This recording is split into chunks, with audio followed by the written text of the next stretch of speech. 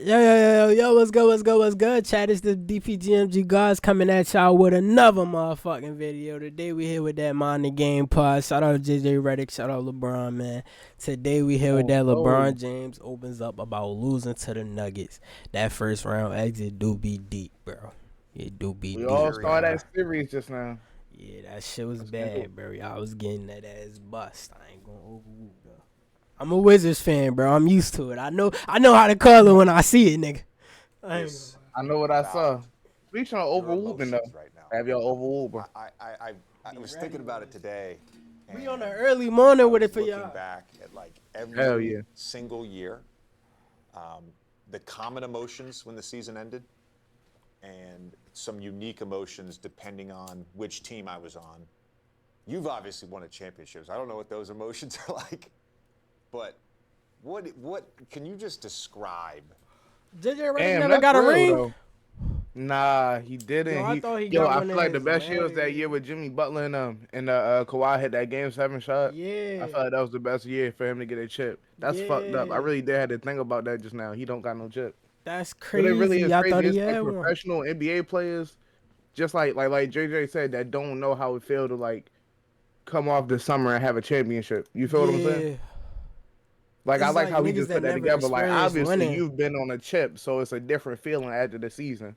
But, yeah, that's crazy. I ain't even think about that. Like, do that shit make you... I feel like for a couple niggas, it make them complacent, though. Like, yo, I'm already an NBA champion. I already proved myself. But at the end of the day, though, I feel like... You feel me? I don't know. It'd be crazy because there's certain niggas that just don't be in the right circumstances and they want to win, bro. And it's really fucked up for them. Really want to win. It's fucked up for them because, like, they really trying to do that, but they don't be in that right situation, bro. That's fucked up. I ain't gonna lie. That should have really get to me. Like, playing the whole 82-game season, bro.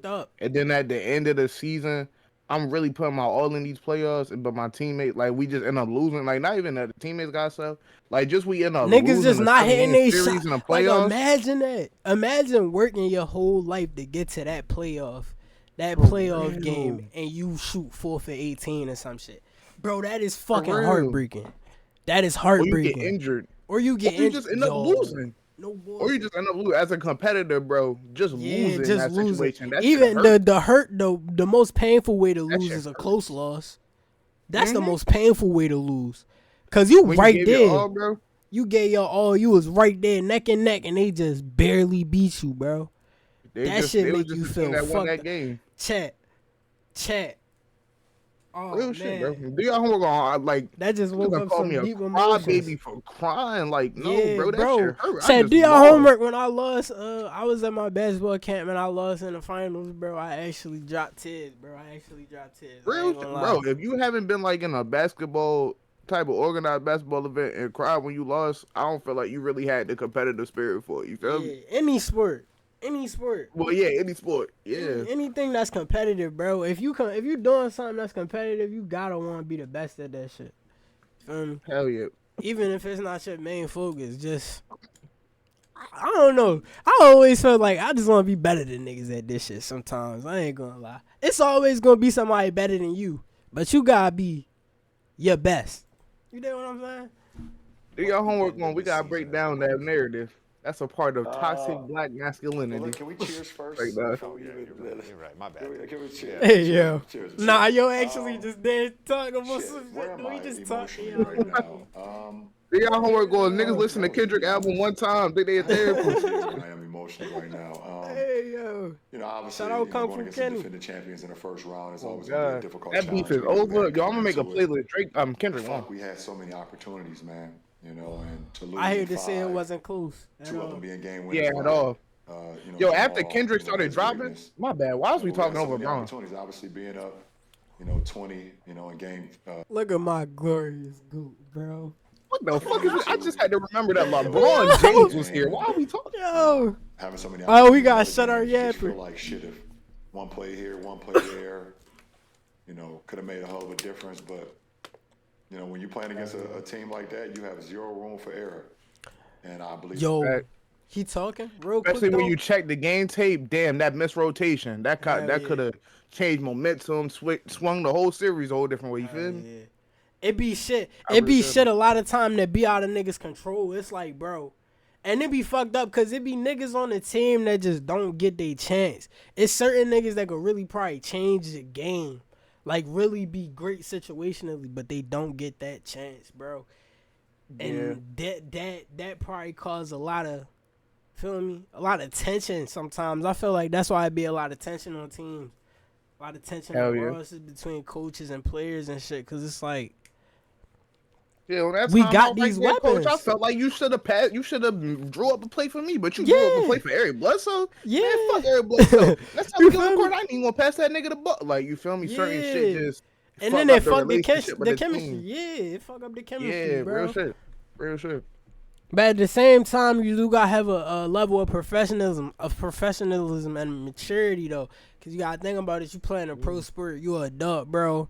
No matter if you 18 or you 25, bro. At the end of the day, you still, feel me? You looked at as a grown man in the league, bro. You supposed to, you know what I'm saying? I think that's what dictates winning more than all. It's like how you can play as a team player. No bullshit. And be able to put understand your anger responsibility to the side. Yeah, no bullshit. We made too many errors in some of the games. Like, I mean, I see what type shirt that nigga Brown got on. What type of fit this nigga got on? This is my favorite. This an unk fit. This such an unk fit. But we both know that's a little bit of fool's gold because most playoff games. Damn, Bron, get some chapstick, gang. You know, and yo, wasn't JJ Redick like that in college? Possessions or make plays during those possessions. Oh yeah, that's how you lose games. So, you know, emotionally, I feel like we was like right there, obviously in every game to be able to steal a game, but also at the same time, you know, we weren't, and that's why we lost the series. And shit hurts, obviously. You know, being a competitor, you are. You've been in multiple series in your career as well, but fuck, man, I feel like, you know, a couple plays here, a couple plays there. You know, we could have won the series, but the better team won. That shit is haunting. That shit probably haunting. I could only imagine. I think that's fair. I think that's hella mature though. The better team won because the Nuggets, they're deeper. They deeper, bro. It's not literally the better team won. The better team, yeah. That's fair. I want to go back to the singular play thing in a second, but you know, I was thinking about the come down of the season, and just having a conversation with someone who's worked in the NBA a long time a couple of weeks ago. We were talking about the stress levels of different positions within the NBA, right? Front office, coaching, players, all that. And I feel like as a player, you're always on edge during the season. Always. There's no like comfort level. The intensity, even just like going to dinner. That's real shit, because the first half of the season, like trade deadline, you can get traded. Yeah. And every game early season matter. You can get traded, and like the early season do matter a little bit on, you feel me, how shit shape up with, you know, how the trades and all that shit go by then.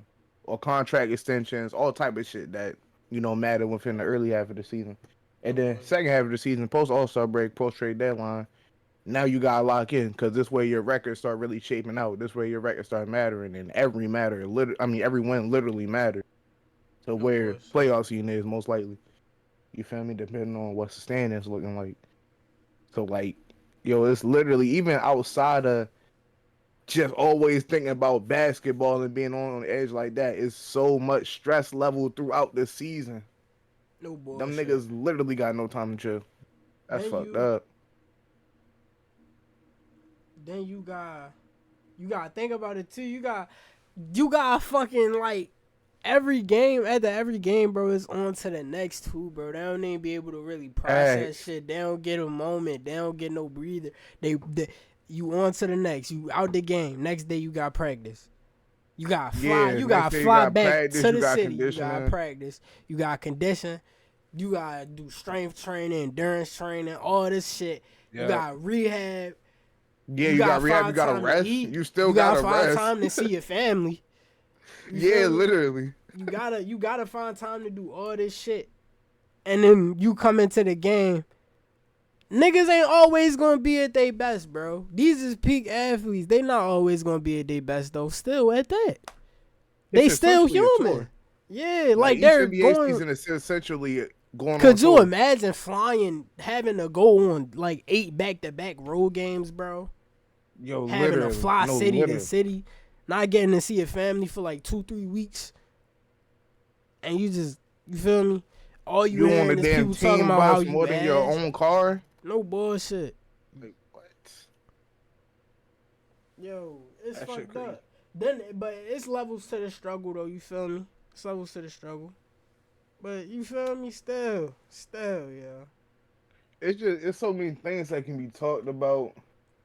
Hell yeah. And so many things that could be changed. Cause I feel like a shorter a shorter NBA regular season will alleviate a lot of these problems.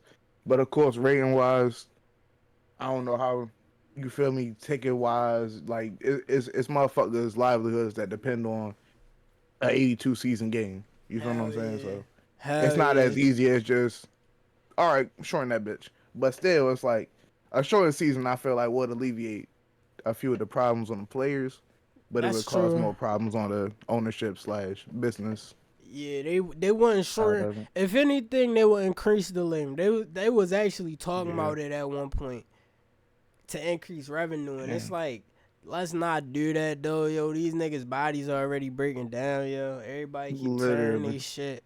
It don't matter. Until we at the point where y'all can repair a nigga kneecap, let's stop, bro. Let's not do none of that shit. Cause For niggas real is though. blowing their knees out. They can't even walk and shit, bro. Yeah, Like, niggas can't even walk, bro. Like niggas finally get nah, to spend bro. time with their kids who probably grew up by this point, and they can't even fucking walk and shit, bro. NBA players really get dead there. I ain't gonna lie, it's a greasy ass game. No bullshit. Back to the pod though. No bad. And I think when the I'm ready to season grab my ends, charger, check. that was always the weirdest transition. There's certainly sometimes anger, there's certainly sadness, like that. Those emotions are there, but it's like, I know this sounds fucking weird, man, but sometimes when the season would end, I would be like, okay, I need to figure out how I can re-enter Don't say society. shit about my legs, you fucks. Because I've had to be on for the last 7-8 months. 7, 8, 9 months. Yep, for sure. Yep, you're absolutely right, man. And it's getting readjusted to what reality actually really is. Is always difficult after the season because, like you said, you've been in such a bubble. For 7, 8 months, whatever the case, however. How funny you said the bubble, niggas still thinking about that shit. To actuality, society is always a transition. Do you approach these type of off seasons differently with USA basketball coming up? Yeah, I mean, obviously, it's going to be a little bit different, Is JJ Redick not playing for a TNS team? Like, damn, he'd be nice. Try to get my body at least. I would love to see JJ Redick hoop, bro. Damn. Yeah, JJ Redick was like that. He was like really that. It's a lot of niggas in the NBA that was like that don't get that much love, bro. Like, bro, why I seen Jared Jack highlights the other day? Nigga averaged 10 points per game. It was really out there in the clutch check and everything. Hey, yeah. And them bitches was dropping. Him, fucking Robert Horry, bro, all them niggas. It's like, damn. Robert Horry was nice. It's some niche NBA players. Yeah, they be like that. Yeah. 2 months fact. of like no basketball. That's part of understanding your role, though. I'm still doing, the yogas and the Pilates and, walking around, still being active and stretching and all that type of shit. But as far as I've tried to get my body like 2 months, I don't want to be on the basketball court at all. Actually, like training. But it's challenging now because it's May 1st, and in 2 months training camp actually starts in Vegas, and I don't want to go into training camp doing nothing on the court for 2 months. So I'm gonna kind of switch it up a little bit. I'm not gonna be going crazy with my training, whatever the case may be. I'll probably take the month of May off, give my body an opportunity to rest. And then probably around the first or second week of June, I'll start to kind of get back into the game a little bit, start getting some routine shots up, getting a feel for the ball. So now I got the FIBA ball I got to work with too. So that's a little different, but just get my body reacclimated to just some of the movements that you never do on a regular day-to-day basis as far as when you're doing, work out. So yeah, I'll switch it up a little bit. I would always do the same thing, 6 to 8 weeks, depending on when the season. Obviously, the years I made the finals, conference finals, those 2 years, my break from basketball was a little bit shorter, but I kept my body going. The thing that I realized though when I got older is like I can't turn it off, because once I turn the faucet off, the water's never coming back.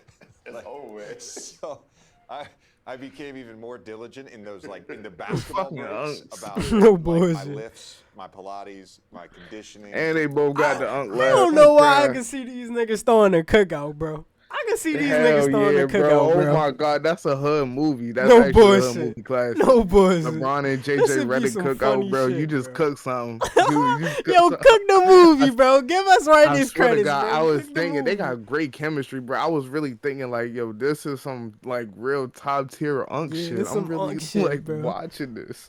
Look at this nigga head, bro. You know he fucking the girl up. Look at they this both got the head shirt with the bro. fucking, no bullshit. I feel like I'm in a lawn chair, like really at the cookout, like no bullshit. They unked out, bro. Hell yeah, they unked out, bro. They really shout out to old heads, chat. Shout out to NBA old heads. If you young, don't be a dickhead. You're gonna be old soon. No bullshit. Appreciate your youth while you can, bro. My back be hurting every day, and I'm 18, bro. Y'all Chad, my knees and shoulders ain't been right in fucking months or years. I ain't gonna lie, I'm only it's been like 3 years. My shit don't even work the same no more. My shit creep. Yeah. Like, Chad, I can't even hoop the same. My right knee be giving out on me, bro. Niggas be like, why you don't try hard? Bro, I'm never gonna hoop again. Lost my explosiveness back in 017. No bullshit.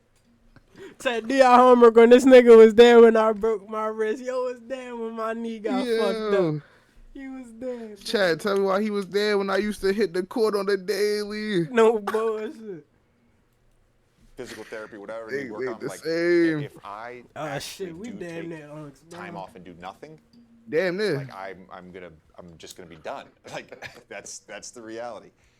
There were some singular plays in that Denver series for sure. And look. We have committed, and maybe we haven't been perfect, but we have committed to avoiding, or at least trying to, the discourse. I am, of course, on the other side of this, working in media, so I You're see flexing that everything, plaque right? in the background. And I can't wait till I get one of them motherfuckers. No bullshit. You guys, no honestly, bullshit. I'm straight moving my TVs. That bitch going right there. Someone right, bro. You see that paint right there? I'm gonna move my camera that it show up. I'm No gonna put that there right now. It's part of the job. I understand that. I think what you said is important, and this is not an excuse for the Lakers. It's not. What you said is important. Denver is the better team. As an analyst, I would have told you that yesterday. I would have told you that 4 months ago. Hey, LeBron, I think Denver's a better team than you guys. Like, I would just be honest with you. You have played them 2 years in a row. We have spent some time on Jokic. He's certainly part of the puzzle, a big part of the puzzle. The Timberwolves the only team that had that nigga looking bad, though. Shout out to T-Wolves for doing that, bro, because holy fuck. That nigga was... Him and Jamal Murray was looking horrible, bro. I ain't gonna lie. No glaze. That was like crazy. Frogs. That was a crazy defensive display. Y'all had... I don't know, bro. I hope y'all watching this like in the future years down the line and shit like that. Y'all had to be there in the morning. This shit was month, crazy. May and April. Yo, do you remember the discourse on fucking Twitter game 1, bro? Yes, I saw bro. so many Jokic is a fraud. No bullshit. Bro. That was all I saw on my timeline. Jokic that was so all bad. I saw. They're still doing it. I saw that and Jamal Murray slander, so bro. I saw him and Jamal Murray getting real. cooked. Like, it was one stat. That nigga was like 5 for 15 with 5 turnovers. Jamal Murray was like 3 for 14 or some shit. I don't know. I don't remember Jamal Murray's stat line from that game. For real. But 5 for 15 and 5 turn, Jokic, that's crazy. They were slandering him so bad, like so many. I never seen so many Jokic hate. Like I thought Jokic got overwhelming love. Yeah, I no never bullshit. seen so much Jokic hate, bro. Ever. And people were coming out of the woodwork. Finally, Jokic slander. Like, yo, how you an undercover hater? You so like niggas just wanted to hate on Jokic because he was the best center in the league. Niggas did the same thing with Joel Embiid. Niggas did the same thing with Giannis. You don't see no real haters for them no more, bro. For real. Niggas just don't like you when you consider the best in the league. It's just fun to not like the nigga. Facts. But yeah, man, crazy. Puzzle so Shout out to the hard fucking T-Wolves. No cap. Anthony Edwards is Michael Jordan. Obviously, it starts with Joker. Obviously, if he get a chip, yo, fuck out of here. He'll be in the same class as D Wade if he got that chip, bro. Look at the averages. D Wade was averaging 35 in the playoffs and averaging 34. Nigga, bro, it's literally the same career rundown. Bro. No bullshit. Nigga playing my career and imitating his idol like shit. No bullshit. Come to the Heat, G, please, we need you. He's not a part Shout out Anthony Jordan. All NBA conversation. Oh God, Ant-Man Jordan. He's not a part of the I'm an all-star every year discourse. All that shit. And I think, people get caught up and just thinking it's just Joker. How do you stop Joker? Man, when it comes to nut crunching time, yes, Joker gonna make a lot of plays. Nut crunching. Yo, pause. Nut crunching time. The fuck you mean nut crunching time? I ain't never heard no shit like that. Yo, our faces drop when yo said that, cause like, OG, what is you talking about when it comes to nut crunching time? Don't nobody say that, OG. What the fuck, bro? How JJ keep a straight face hearing some shit like that? Nobody says that, bro. But yep. Shout out, bro. That nigga be saying whatever. Yeah, nut crunch is crazy, Send you home and nigga could have just said crunch time, bro. That's what niggas usually say, bro. It's a sense of calmness when the ball is in his not hand. Normal terminology. They're working that that's what niggas use these days. You know what's crazy? I think the Lakers just don't have quick enough lateral defenders. They really don't. Their team don't prioritize speed at all or athleticism, and that's a big problem.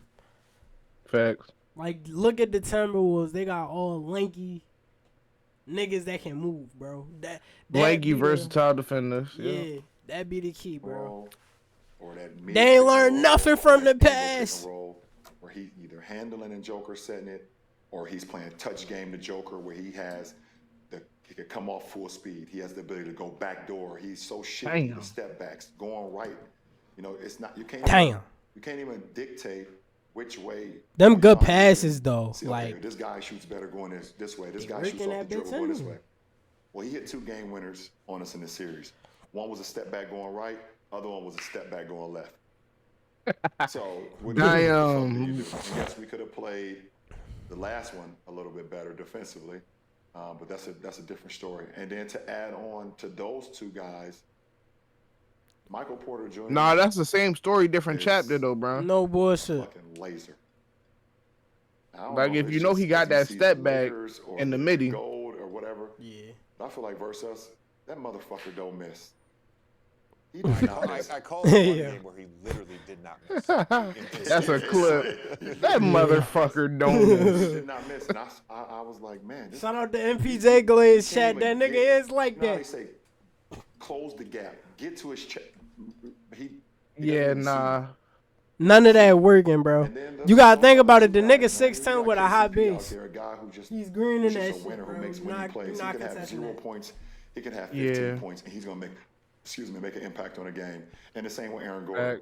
Hell yeah. Aaron Gordon, if he has AG like that, or if he has 20 points, his impact doesn't change. He's gonna rebound. He's gonna stay. He knows his role. He's gonna be in the dunker. He's gonna slash from the baseline. He's gonna guard. I just think they're super well organized as a group, and then obviously, their coaching staff is pretty damn good on knowing, what their strengths, and they go to their strengths. They avoid their weakness. They avoid their weakness. It's not many. They do. See, the difference between great teams, good teams, and bad teams is to how many possessions can you go throughout the course of the game that meant absolutely nothing. Meaning, a great team won't go through too many games where they had terrible possessions where it was like, what the fuck are we doing? Where a great team would never throw the ball into the post to a guy and we're going to expect him to score if that's not what the fuck he Oh, fuck. Never mind. I'm going to let the video. A great team would never run a pick and roll with a player if he's not a pick and roll player. That's where the great, the good, and the bad lies.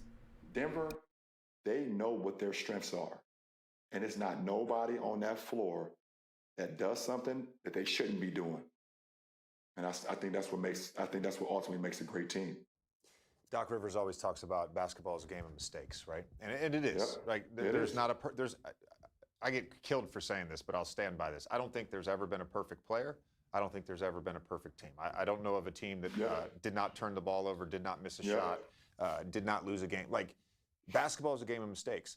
Mm-hmm. What you just said is, I think, really important, and it gets ratcheted up even more in the playoffs. Mm-hmm. And that is having purpose to every possession. That is having an intent to what we're trying to do on this possession. I think that's an important point. I'm glad you brought up Michael Porter Jr. because he my bad, Chad. Y'all ain't see has really, to me, embraced like the role that he has, and I've talked to him about it. And some of it is the guy has had insane injuries, the back surgeries, playing with drop foot, all that stuff. He's just grateful to play now. But I think he is the hardest player that is not like a primary scorer, right? He's the hardest player to close out to. The reason I say that, he's 6'10". Correct. He elevates on his jump shot. They always maintain elite spacing.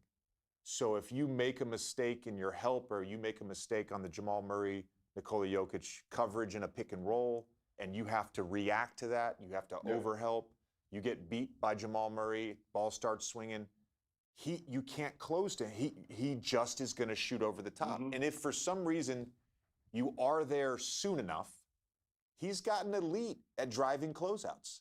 Correct. He really has. Whether he's getting to his midi or he's getting all the way to the basket. Like he's not a primary guy, but he's a star in his role. And as we see all the time in the playoffs, those guys become even more important in a series. Because the whole point of the playoffs, LeBron, you know this, the whole point of the playoffs is like, how do we make every single player uncomfortable? And it starts with the star players. How do we make the star players uncomfortable? Mm-hmm. I mean, listen, Jamal hit 2 game winners on us, but you look at his numbers, we did a hell of a job on Jamal as far as making it tough on him. He shot maybe high 30s, maybe. I don't know the statistics, but maybe high 30s from the field in our series. And obviously, Joker's going to do what he did. Michael Porter is the one who kicked our ass. You know, he kicked our ass. And you remember we was talking about, like, having luck to win a championship? Mm-hmm. Denver is a case for that. There's no way coming out of high school before the back surgery that Michael Porter would even be in Denver. This guy was a projected #1 pick in the draft, you know, and because of the back, you know, teams get alarmed and whatever the case may be because of that. And he slid in the draft, and he slid right to the perfect position and perfect spot. They waited on him, didn't rush him, whatever the case may be. Then he got in, and then he was still it was the perfect storm. Whatever the case may be. But now he's in a perfect situation. It was the perfect storm. They let that shit cook. You have to keep not only your eyes on him if you're guarding as a primary defender, but then another set of eyes. So there's going to be somebody on that floor that you're going to forget about. And you know, he makes you pay. Like you said, 6'10". He shoots at the top of his jump shot.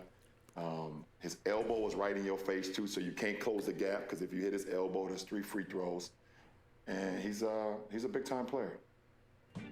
Hey guys, thanks That's for listening. True. Thanks for Facts. They was being real the whole vid, bro. That's true. Facts. They was spitting that shit. They was letting it. All right, we hit 30 minutes. We ain't gonna super over yap y'all, bro. With that being said, those them DPGMG guards, man. Y'all know what the fuck it is. That was another episode of Ball Talk. Let us know if y'all want anything else in the comments. Let us know any other reactions y'all want us to do. With that being said, without further ado, though, them DPGMG guys gonna get the fuck up out of here one time. We gonna throw that motherfucker for y'all. You know what I'm saying? Yeah, man. Stay hydrated.